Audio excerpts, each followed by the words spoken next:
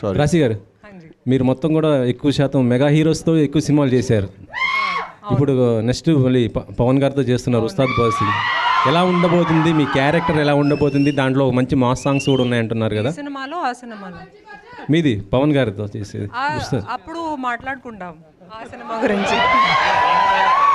సిద్ధు గారు sir, producer గారు, సిద్ధు గారు ఇంతకుముందుకు అన్నారు ఇది యాక్చువల్లీ అంటే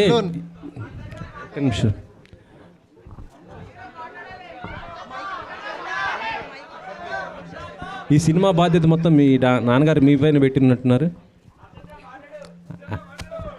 ఆయన లేకుండా జరుగుతున్నట్టు ఈవెంట్. లేదండి, I was actually there from the beginning itself, from the time it's mounted, so I've been looking after it very personally. Raja Saab ఎక్కువ లీక్స్ జరుగుతున్నాయి ఏంటి మేడం? బాగా సినిమా నుంచి ట్రైలర్ చూసారు కదా, అంతే. అది కాదు, రాజాసాబ్ నుంచి నేను అడుగుతుంది. ఎక్కువ లీక్స్ బాగా జరుగుతున్నాయి కదా, దాని కంట్రోల్ ఏం లేదు. రీసెంట్గా ట్రైలర్ రిలీజ్ చేసాం కదండి, అదే లీక్. సిద్ధు గారు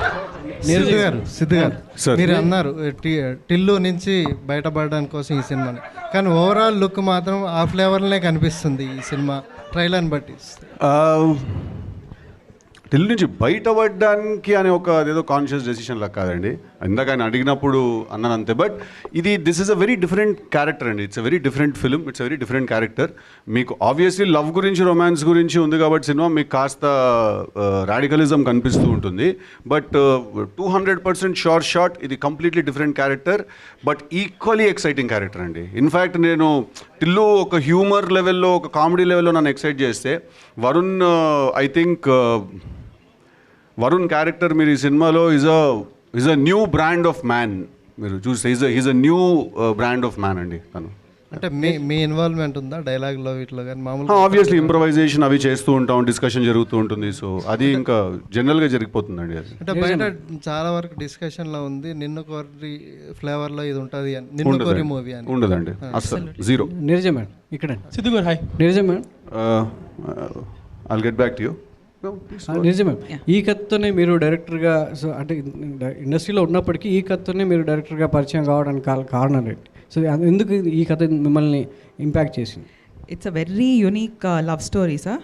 అండ్ ఇఫ్ నేను కాదంటే if I'm able to crack ఆ emotion and show it on screen a certain way, I think it'll leave a mark. And more than anything, it's a very close to my heart. Ante vachin tarvata I know there's no other way. Meer chusin tarvata we'll talk about it. It's a very beautiful love story, but in a very unique space. So love story అంటేనే చాలామంది, so అంటే mail డైరెక్టర్లా లేకపోతే ఇప్పుడున్న యూత్ని attract చేసుకోవడానికి so 4 ముద్దులు 4 romance scenes పెట్టేటువంటి ఈ రోజుల్లో, సో ఒక జెన్యున్ అటెంప్ట్గా మంచి లవ్ స్టోరీ తీయాలి, చూపించాలి అనే దాని యూత్ మీద ఈ ఇంపాక్ట్ ఎంత ఉంటుంది? సో ఒక ఫిమేల్ డైరెక్టర్గా మీకంటూ ఈ సినిమా ఎంతవరకు ఒక గుర్తింపు తీసుకొస్తుంది? నాకు తెలిసి ఫీమేల్ ఆర్ మేల్ అని పక్కకు పెట్టిన, as a director I hope I make my mark tomorrow sir. And the సబ్జెక్ట్ని we handled in a very అంటే సినిమాటిక్ బ్యాలెన్స్ ఉన్నా కూడా we approach in a very realistic space. మనం పెట్టాలని పెట్టి ఆర్ చూపించాలని చూపించే స్పేసెస్ లేవు. It's a very character driven story. So వరుణ్తో ట్రావెల్ అవుతారు మీరు through the film, and I think that's what stands out.